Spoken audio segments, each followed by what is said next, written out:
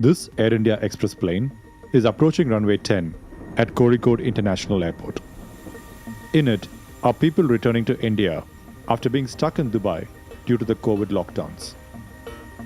But this isn't going to be a happy ending, because in 5 minutes, this plane is going to crash.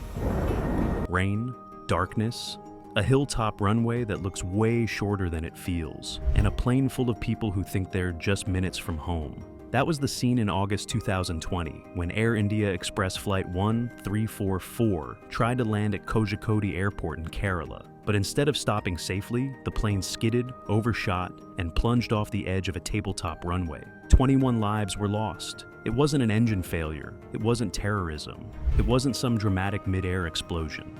It was something far more ordinary, landing on a wet runway. And that's the scary part, because wet runways are one of the deadliest risks in aviation, even today. So why exactly are they so dangerous? And how did this one factor play such a big role in a modern crash? This wasn't just any flight. It was one of those special COVID-19 repatriation flights, bringing stranded passengers home. Families, parents, children, people who'd been away for months. Everyone was just thinking, finally, we're almost home. And then it turned into disaster in a blink. The Boeing 737 overshot the runway at Kozhikode Airport in Kerala, broke apart, and killed 21 people, including both pilots. Now, a lot of people at the time were asking, how does something like this even happen?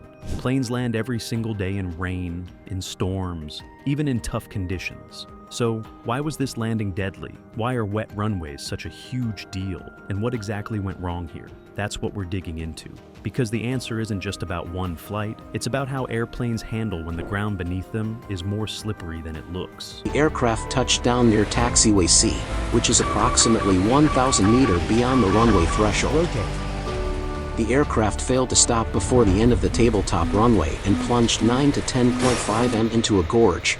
Let's back up a second. First, what's the big problem with wet runways? Well, think about when you're driving. If it's raining, your car tires lose grip. Braking takes longer. Turning is harder. And sometimes you hydroplane, that terrifying feeling, where your tires just skim over water instead of gripping the road. Traveling at 250 kilometers per hour, and you start to get the picture. Planes need friction to slow down. The moment those wheels hit the ground, brakes and spoilers kick in, engines reverse thrust, everything is designed to bring that speed down before the runway ends. But when the runway is wet, friction is cut down dramatically. Water acts like a thin barrier between the rubber tires and the asphalt, and if it's too much, the tires can't grip properly. That's how you get hydroplaning, and unlike a car, a plane can't just swerve out of the way or stop instantly. Once it commits to landing, that's it. It's either stopping on that stretch of runway or not at all. Now, add to that something called a tabletop runway, and Kozhikode, where this crash happened, is famous or infamous for exactly that. A tabletop runway is basically a strip of asphalt built on top of a hill, with steep drops on both sides. It's like trying to land on a giant elevated platform. If you overshoot even a little, there's no grassy field at the end. There's no flat surface to roll onto. You're going straight down a cliff. Dramatic? Yes, but also true. And Kozhikode Airport is one of the riskiest in India because of it. So now picture this: heavy rain, wet runway, a tabletop strip with basically zero margin for error, and an aircraft coming in hot. That was the setup on August 7th, 2020. The flight had already been delayed, weather was bad, visibility was poor, and the plane attempted one landing from one side of the runway but had to go around. It wasn't safe. The pilot circled and lined up for another attempt, this time from the opposite direction. On approach, conditions were still rough, but this time, they committed. The plane touched down on the runway 1 second after the go-around call was made, at 14:10 UTC. The plane was traveling at around 165 knots at this point, and it had already consumed 4,438 feet of the available 8,858 feet. The captain then applied max manual braking. When the wheels hit, the aircraft touched down way further down the runway than ideal. In aviation, every meter counts, especially on a short and wet runway. Instead of landing closer to the threshold, the start of the runway, it came down about 1,000 meters in. That instantly meant less runway available to slow down, less space, less time, more risk. From there, physics took over. The brakes struggled, the wet surface gave less grip. Reverse thrust kicked in, but it wasn't enough. The Boeing kept sliding, momentum carrying it forward. By the time it reached the end, it was still going fast. And then it ran off, straight off the tabletop edge, breaking apart on impact. It's horrifying to think about. And the thing is, this wasn't the first time an accident like this happened in India. Back in 2010, Air India Express Flight 812, another Boeing 737, crashed in almost the same way at Mangalore Airport, also a tabletop runway, also during rain. That crash killed 158 people, so it's not like this risk wasn't known. Pilots flying into these airports are trained for it. They know the dangers. They know how little room for error exists. But sometimes, conditions stack up against them. Now, here's where it gets more technical, but still fascinating.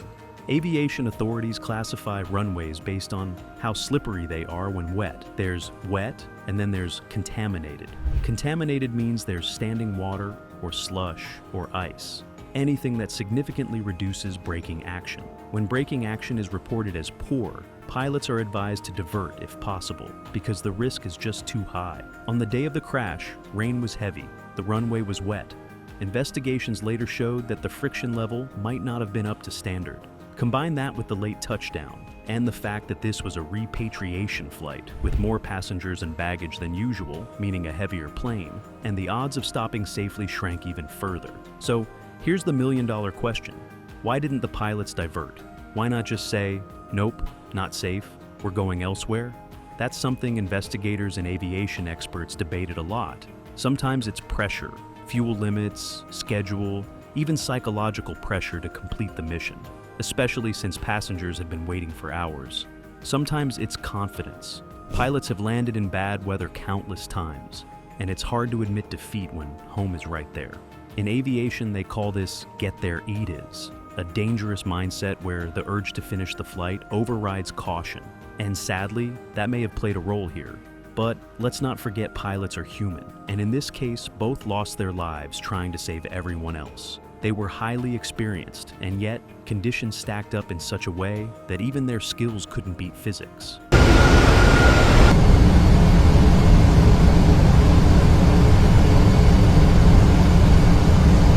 One of the big takeaways from this crash was the spotlight it shone on wet runways in general. Because here's the truth. Landing in rain isn't unusual. Planes do it every single day, in every part of the world. But landing on a short, slippery runway with no margin for error is a whole different story. And accidents like this remind us how razor-thin the line can be between a safe landing and a deadly one. Now let's talk about the passengers. For them, the crash came out of nowhere. 1 second they're bracing for landing, the next, chaos. Survivors describe the terrifying moment the plane broke apart. Seats tearing loose, people thrown around. For many, the only reason they lived was because rescuers reached quickly, despite the rain and the difficult terrain. But for families who lost loved ones, the question will always remain. Could this have been prevented? Investigators pointed out several factors: poor visibility, heavy rain, a long touchdown, and inadequate friction, all combined to create a deadly chain of events. And that's often how aviation accidents happen. It's not just one thing, it's a chain. Break one link in that chain, and maybe disaster doesn't happen. But if every link lines up, tragedy strikes. Since then, aviation authorities have been more strict about tabletop runways. Pilots are reminded if conditions are poor, if visibility is low, if touchdown isn't precise, go around or divert. Better to land elsewhere safely than risk everything on a wet tabletop strip. Here's the thing though. People often assume airplanes crash because of one big dramatic failure, like engines exploding or wings falling off. But most of the time, it's something smaller, more ordinary. A slippery surface, a late landing, a decision made in seconds. And that's what makes these stories both haunting and important to tell. They remind us that safety is about constant awareness, constant caution, and respect for the little things that add up. Think about it this way. If you're driving and the road is wet, you give yourself more space to stop, right? You brake earlier, you slow down. Now imagine doing that at jet speed, with 180 lives on board, on a hilltop strip of asphalt with no second chances. That's what pilots face at places like Kozhikode. And that's why this crash isn't just about one flight. It's about the razor's edge of aviation safety everywhere. But here's a silver lining. Every accident teaches lessons. Painful, tragic lessons, but lessons nonetheless. After the 2010 Mangalore crash, airports reviewed safety zones. Pilot training was tightened and awareness grew. After Kozhikode, even more emphasis has been placed on runway friction, drainage, and decision-making in wet weather. Aviation is one of the safest ways to travel, not because accidents never happen, but because every time they do, the entire system learns and adapts. Still, you can't escape the human side. Families torn apart, pilots who won't come home, survivors who carry the memory of those minutes forever. That's the part that sticks, and it's why conversations about safety can't just be technical. They have to be real. Real about the risks, real about the human impact, and real about the importance of prevention. So the next time you see rain pelting down as your plane prepares to land, remember this. It's not just a routine touchdown. It's a carefully calculated maneuver where every factor, speed, weight, friction, distance has to align. Most of the time it works out, but sometimes, like in 2020, the balance tips the wrong way. Let us know what you think. Pilots should take fewer risks with wet runways, even if it means long delays and diversions. Or do you think sometimes the pressure to land and finish the flight is just part of the job? How much trust would you have landing at a tabletop runway in heavy rain? Drop your thoughts. I really want to know what you think.